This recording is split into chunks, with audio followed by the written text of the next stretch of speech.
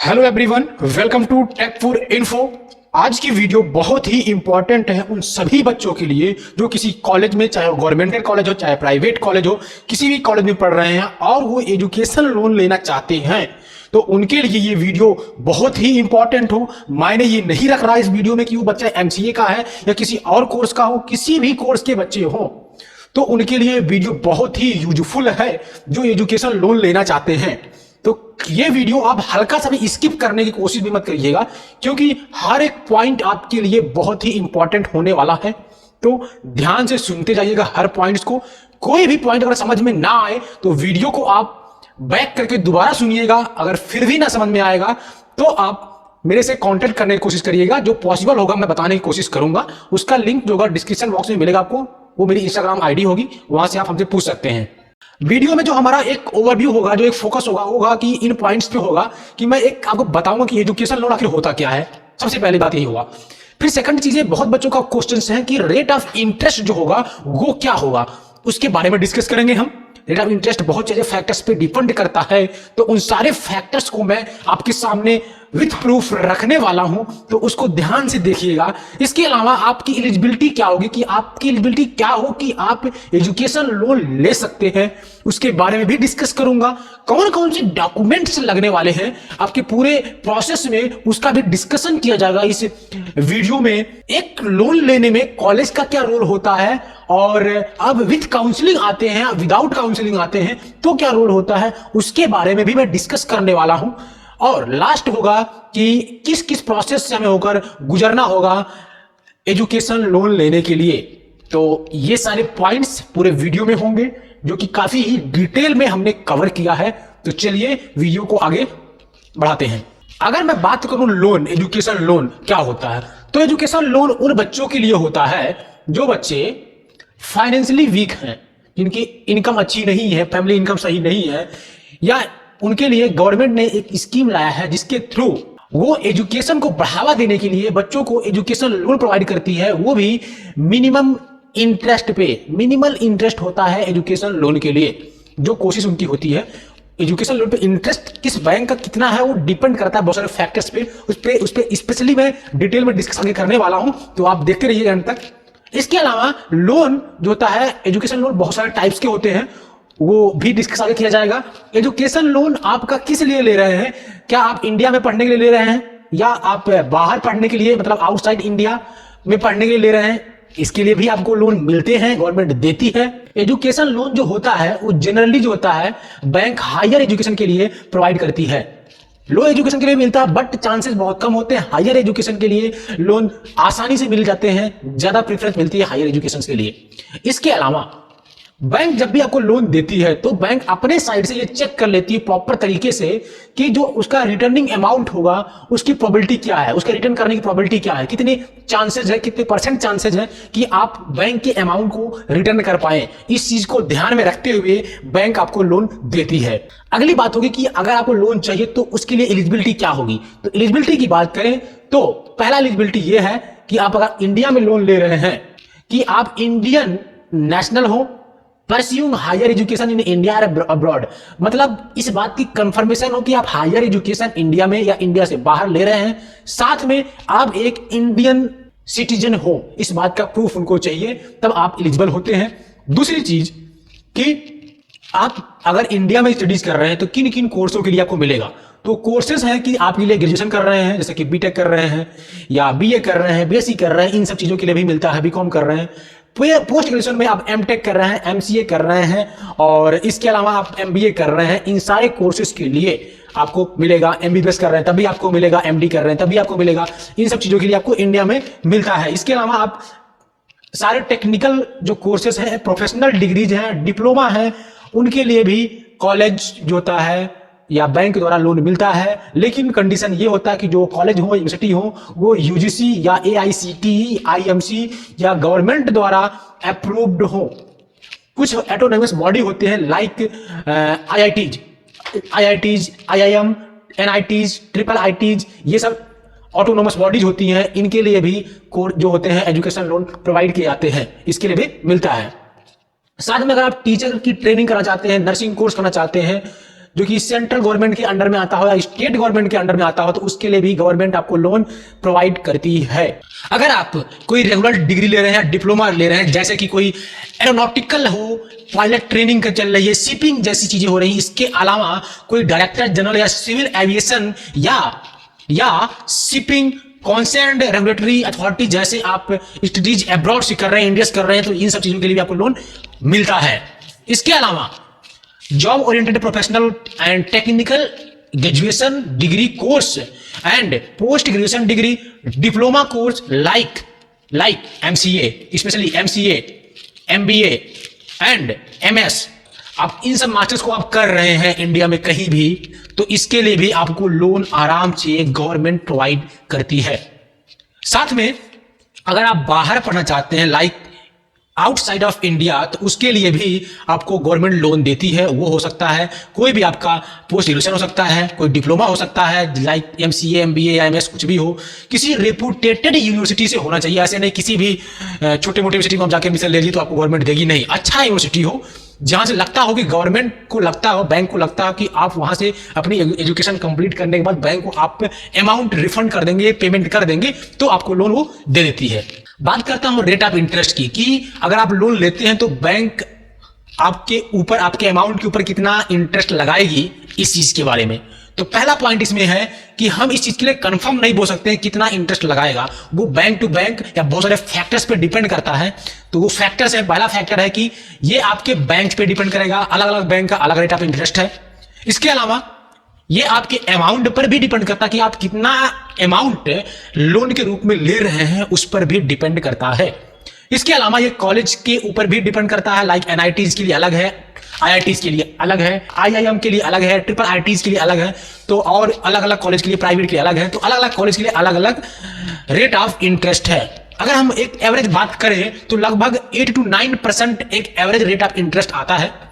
Average बात कर रहा हूं, एग्जैक्टली हर एक कॉलेज का, हर एक उसका कितना आता है मैं इसके नीचे बात करने वाला हूं डिटेल में, तो चलिए उसके बारे में बात करता हूं। अगर आप आईआईएम और आईआईटीज से पढ़ रहे हैं तो लगभग 7% आपको इफेक्टिव इंटरेस्ट रेट पेमेंट करना होता है एवरी ईयर। अगर इसके अलावा आप आईआईटीज और आईएम में नहीं गए हैं, उसके इक्विवेलेंट प्राइवेट कॉलेज में जा रहे हैं, तो लगभग आपको 7.15% effective rate of interest payment करने पड़ते हैं। और अगर आप एनआईटीज में जाते हैं, उसके इक्विवेलेंट प्राइवेट कॉलेज में जाते हैं या किसी और गवर्नमेंट कॉलेज जाते हैं, तो आपको लगभग एनआईटीज के लिए 7.15 रेट ऑफ इंटरेस्ट देना पड़ता है एवरी ईयर। अगर आप उसके इक्विवेलेंट कोर्स में जाते हैं तो आपको लगभग 7.65% रेट ऑफ इंटरेस्ट देने पड़ते हैं। ये रहे कुछ गवर्नमेंट कॉलेज के लिए जो रेट ऑफ इंटरेस्ट, ये जो मैंने डेटा लिया है, ये सारा डेटा हमने स्टेट बैंक ऑफ इंडिया के अकॉर्डिंग लिया है। जो state of bank of India लोगों पर, बच्चों पर, स्टूडेंट्स पर रेट ऑफ इंटरेस्ट लगाती है, उसके अकॉर्डिंग हमने सब लिया हुआ है। अब मैं बात करता हूं कि रेट ऑफ इंटरेस्ट जो था, एक फैक्टर पे मैंने बात की थी, और डिपेंड करता है कि आप कितना अमाउंट आप लोन पास करवा रहे हैं, उसके ऊपर डिपेंड करता है। अगर आप अप टू 7.5 लाख आप अगर अमाउंट जो है लोन के रूप में ले रहे हैं किसी बैंक से, तो लगभग 8.65% इफेक्टिव इंटरेस्ट रेट लगता है, जिसपे अगर आप हैं तो आपको 0.50% कंसेशन इन इंटरेस्ट मिल जाता है। अगर आपका अमाउंट जो है 7.5 से ऊपर है, तो ये जो रेट ऑफ इंटरेस्ट है वो आपका बढ़ जाता है, वो 8.65% से ऊपर हो जाता है। ये जो आपका रेट है वो फ्लोट हो सकता है, ईयर बाय ईयर चेंज हो सकता है, लेकिन अभी जब तक मैं वीडियो बना रहा हूं तब तक यही रेट ऑफ इंटरेस्ट अवेलेबल था according to State Bank of India. आगे अगर चेंज होता है तो वो चीजें आपको चेक करना पड़ेगा, तो लगभग अभी तक तो ये है। और ये चीज अगर आप 7.5 से ऊपर भी ले रहे हैं तब भी आपको 0.50% का कंसेशन मिलेगा, अगर आप एक गर्ल स्टूडेंट हैं तो। बात करता हूं कि जो आप लोन लेते हैं तो आपको लोन में सिर्फ आपको एकेडमिक फीस ही नहीं मिलती है, उसके अलावा भी सारी चीजें कवर की जाती हैं, बहुत सारे एक्सपेंसेस होते हैं। वो एक्सपेंसेस क्या होते हैं वो मैं डिस्कस कर रहा हूं इस स्लाइड में। तो पहला होगा कि आपका फीस, जो कॉलेज को या स्कूल को या हॉस्टल का जो फीस है वो आपका पहले एक्सपेंस में काउंट किया जाता है। सेकंड जो एक्सपेंस होता है वो आपका examination charge, library charge and laboratory charge भी आपका एज ए एक्सपेंस काउंट किया जाता है। इसके अलावा आप कोई बुक परचेज करना चाह रहे हैं, कोई इक्विपमेंट परचेज करना चाहते हैं लाइक लैपटॉप, मोबाइल्स, कोई इंस्ट्रूमेंट खरीदना चाहते हैं, जैसे कि आप अगर सिंगिंग के शौकीन है या सिंगिंग करना चाहते हैं आपका जो या मेडिकल फील्ड में है तो आप कुछ ऐसा परचेज करना चाहते हैं तो उसके लिए भी आपको इंस्ट्रूमेंट के लिए मिल जाते हैं। यूनिफॉर्म के लिए भी आपको इसमें अमाउंट मिलते हैं।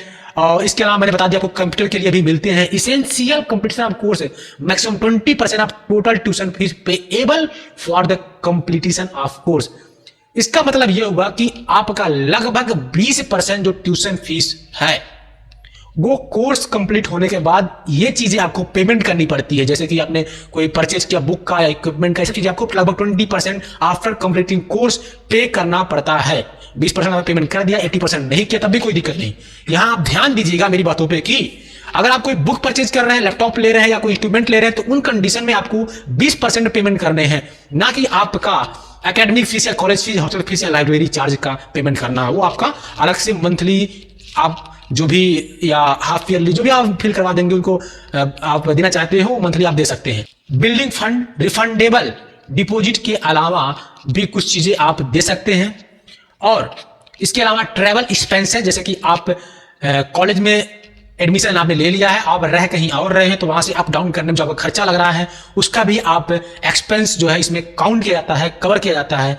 इसके अलावा passage money for study abroad, अगर आप बाहर पढ़ने जा रहे हैं तो पैसेंजर का जो एक आने जाने का जो मनी होता है, जो पैसे खर्चे लगते हैं उसके भी आपके चार्जेस उसमें इंक्लूड किए जाते हैं। नेक्स्ट ये होता है कि अगर आप कोई 2 व्हीलर गाड़ी लेना चाहते हैं तो उसका भी कॉस्ट इसमें इंक्लूड किया जाता है, वो भी एक्सपेंस आपका इंक्लूड किया जाता है। लेकिन कंडीशन ये होती है according to State Bank of India अधिकतम आपको 50,000 रुपए ही 2 व्हीलर के लिए आपको देते हैं, इससे अधिक आपको नहीं। अगर आप चाहिए कि 1 लाख 1.5 लाख की हम गाड़ी लेके जाएं कॉलेज में तो वो अलाउड नहीं करती गवर्नमेंट। आपको एक काम चलाने के लिए जो भी गाड़ी मिल सकती है 50,000 के अंदर आपको उसमें काम चलाना पड़ेगा, वही लेना पड़ेगा। इसके अलावा any other expenses required to complete course like study tour, project work etcetera, इन सब चीजों के लिए भी गवर्नमेंट आपको, बैंक आपको लोन के रूप में पैसे देती है, like as a expense covered in this whole loan. Next सबसे इंपॉर्टेंट चीज ये है कि अगर आप लोन पास करवाना चाह रहे हैं तो आपको कौन कौन से डॉक्यूमेंट जो हो वो मैंडेटरी होते हैं आपके कॉलेज में और आपके बैंक में सबमिट करने के लिए। कॉलेज से कोई बहुत मतलब नहीं होता है, लेकिन जो मेन मतलब होता है आपका बैंक से। तो बैंक आपसे जो भी डॉक्यूमेंट मांगती है वो मैं डिस्कस करने वाला हूं।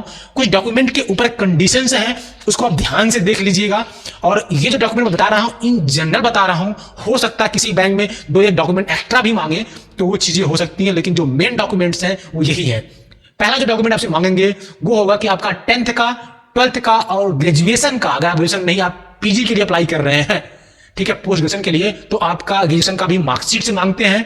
इसके अलावा जो आपने एंट्रेंस एग्जाम दिया है उसका रिजल्ट भी मांगते हैं। लाइक ना आपने निमसेट का एग्जाम दिया है तो आपका निमसेट का रैंक कार्ड मांगेंगे, आपने जेईई एडवांस दिया है तो आपका उसका रैंक मांगेंगे और नंबर्स मांगेंगे, तो वो भी आपके साथ में होना चाहिए। साथ में proof of admission to the course, मतलब ये हुआ कि आपको ऑफर लेटर या एडमिशन लेटर या आईडी कार्ड अगर अवेलेबल है। अगर आप स्टार्टिंग में ले रहे हैं तो आपको पास आईडी कार्ड नहीं होते हैं जनरली, तो आपको ऑफर लेटर या एडमिशन लेटर आपको साथ में सबमिट करने पड़ते हैं।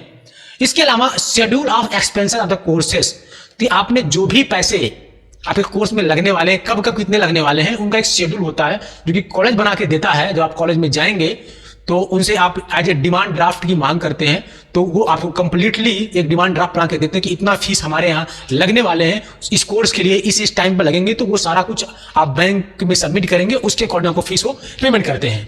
इसके अलावा साथ में आपको देनी होगी copy of letter of conferring scholarship या फ्रीशिप, मतलब अगर आपने कोई भी स्कॉलरशिप ले रहे हैं, कोई भी स्कॉलरशिप हो, चाहे वो नेशनल हो, स्टेट लेवल हो या किसी भी तरह का स्कॉलरशिप मिल रहा है आपको, तो उसका भी कॉपी का एक कॉपी आपको बैंक में देना होता है। नेक्स्ट चीज ये है कि अगर आप अपने एजुकेशन में कोई आपके गैप है तो आपको गैप सर्टिफिकेट भी देना होता है। ये गैप सर्टिफिकेट तभी देना होता है अगर एप्लीकेबल है। अगर आपने गैप नहीं लिया है तो कोई दिक्कत नहीं, जरूरी नहीं है। इसके अलावा आपको एक पासपोर्ट साइज फोटोग्राफ देना होता है। एक स्टूडेंट का होगा जो बच्चे के नाम से निकलेगा, एक होगा आपके पेरेंट के नाम से या जो आपका को बॉरोवर है या जो गारंटर है, इन सबके एक फोटो होंगे। स्टूडेंट का या होगा साथ में और पेरेंट या गारंटर का भी एक फोटो होता है। साथ में आपको एक एसेस लायबिलिटी स्टेटमेंट देने होते हैं एज ए गारंटर।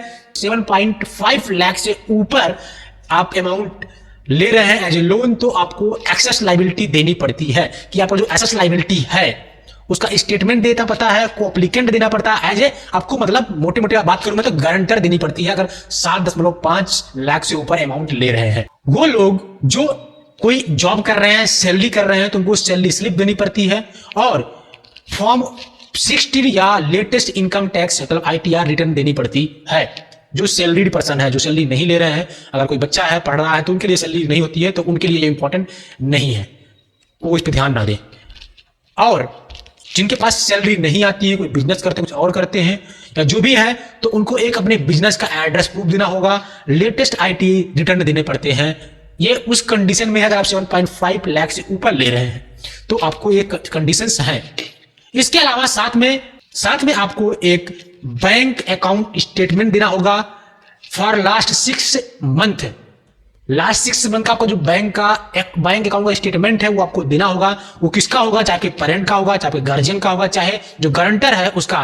ये इसलिए चेक करते हैं कि आप कितना लेन देन कर रहे हैं, आपकी बैंक के साथ कितनी अच्छी डील है, कितनी अच्छी आप एक कस्टमर किस कैटेगरी का है, वो आप 6 मंथ का देख के वो अपना अंदाजा लगाते हैं, लेकिन वो इनको देना पड़ता है। इसके अलावा आपको एक चीज और देनी पड़ती है, अगर आप 7.5 लाख से ऊपर लेते हैं तो भी आपको यह देना पड़ता है कि आप एक security offered as a collateral देना पड़ता है। मतलब एक डॉक्यूमेंट देनी पड़ेगी। कोलेट्रल कोई आपका एक प्रॉपर्टी है, उस प्रॉपर्टी का आपको डॉक्यूमेंट देना पड़ता है, एज ए सिक्योरिटी रखनी पड़ती है बैंक में। अगर आप 7.5 से ऊपर ले रहे हैं तब की केस है कि अगर इन केस आपने जो पैसे लिए, मान लिया आपने 5 लाख रुपए पेमेंट एज ए लोन ले लिए और आप 5 लाख रुपए पेमेंट आपके कोर्स कंप्लीट होने के बाद नहीं दे पा रहे हैं, तो बैंक क्या करेगा? उस प्रॉपर्टी को आपके जब्त कर लेगा। आपको पैसे नहीं देने पड़ेंगे, आपकी प्रॉपर्टी को जब्त कर लेगा। पैसे दिए तो आपका प्रॉपर्टी नहीं जब्त करेगा, आपकी डॉक्यूमेंट भी वो रिटर्न करेगा जब आप सारे पैसे को वापस कर देंगे। लेकिन एज ए सिक्योरिटी अमाउंट वो लेता है, सिक्योरिटी के पर्पज से। ये जो बताया 7.5 LPA से ऊपर की बात कर रहा हूं, लेकिन हो सकता है कि कुछ बैंकों में, कुछ कॉलेजों में अच्छे कॉलेज नहीं हो तो वहां पर भी ये 7.5 से नीचे की भी कंडीशन में लेते हैं। और इसके अलावा आपका पैन कार्ड स्टूडेंट का मांगेंगे, और पेरेंट का हो या बरोबर का हो या गारंटर, इसमें से 3 में से किसी का एक हो। मान लो आपके पेरेंट हैं तो आपके पेरेंट का आपको मांगेंगे और साथ में स्टूडेंट का पैन कार्ड लगेगा। इसके अलावा आधार कार्ड मैंडेटरी है, ठीक है। इसके अलावा आपका एक पासपोर्ट लगेगा अगर आप बाहर जा रहे हैं पढ़ने के लिए आउटसाइड ऑफ इंडिया। और इसके अलावा आपका सबमिशन ऑफ OVD, जो कि आपका एक इनकी वेबसाइट पे आप जाएंगे SBI की, तो वहां पर लिखा हुआ है, तो ये कोई इंपॉर्टेंट नहीं है, ठीक है। और इतना, लेकिन फिर भी आप इसके बारे में पढ़ लीजिए तो अच्छा रहेगा। काफी लंबा वीडियो हो रहा था तो मैं नहीं कवर किया उसको। ये सारे डॉक्यूमेंट आपको मैंडेटरी होते हैं। इसके अलावा होता है डॉक्यूमेंट एक्स्ट्रा और मांगे तो ये बैंक टू बैंक डिपेंड करता है।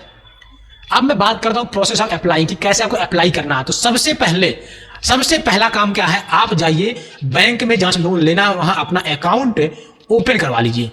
अकाउंट ओपन करवाने के बाद की जो कंडीशन है, अकाउंट ओपन करवाना पड़ेगा क्योंकि उसी अकाउंट में आपका पैसे आने वाले हैं। ये जब आपका कंप्लीट हो जाए उसके बाद आपको जाना है, विद्या लक्ष्मी पोर्टल है ये, उस पर आपको जाना है। उस पोर्टल का लिंक मैं डिस्क्रिप्शन बॉक्स में दे दूंगा, वहां से आप जा सकते हैं। इस लिंक पे क्लिक करके उस पे आप पूरा एक प्रॉपर फॉर्म है उसको अप्लाई करिएगा, ठीक है। पूरे फॉर्म को सटीक तरीके से भरिएगा, गलती ना हो, क्योंकि अगर आप बैंक में डायरेक्ट जाएंगे तो बैंक वाले भी यही बात बोलेंगे कि आप विद्या लक्ष्मी पोर्टल पे जाइए, पहले वहां पर आप रजिस्ट्रेशन करिए, फॉर्म को फिल करिए, उसके बाद उस फॉर्म को लेके आइए। ये काम करवाएंगे तो आपका काम है अकाउंट खुलवाइए। अकाउंट खुलवाने के बाद आपको यहाँ पर विद्या लक्ष्मी पोर्टल पर आपको रजिस्ट्रेशन कर लेना है, पूरा फॉर्म फिल करना है। उसके बाद आपको जाना है कॉलेज में। कॉलेज में आपको फी स्ट्रक्चर मिलता है, फी स्ट्रक्चर कॉलेज से आप ले लीजिएगा, ठीक है। उसके बाद और सारे डॉक्यूमेंट जो मैंने बताए हैं उसको लेके अपने नियरेस्ट बैंक में जाइए। कोशिश ये रहे कि आप कॉलेज के बैंक में जाएं, तो कॉलेज का बैंक जो होता है वो स्पेशली लोन के लिए होता ही है, कॉलेज में लेन देने के लिए, कॉलेज के लिए काम के बैठा होता है।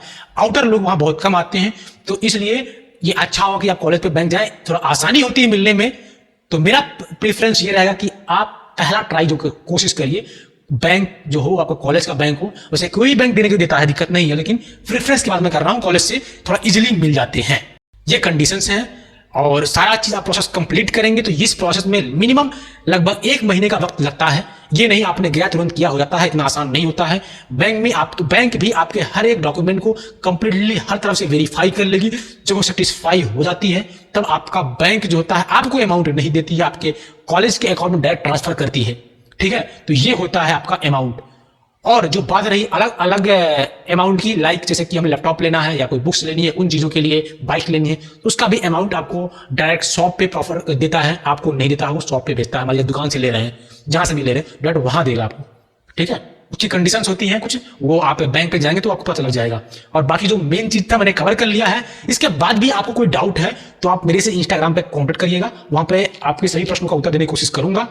और वीडियो हमारा अच्छा लग रहा हो तो हमें सपोर्ट करिए। सपोर्ट करने का एक ही तरीका है कि चैनल को सब्सक्राइब कर लीजिए और साथ में वीडियो को लाइक अधिक से अधिक करिए, शेयर कमेंट आप कंटिन्यू तो करते रहिए। And thank you for watching Tech4 Info. Keep supporting Tech4 info.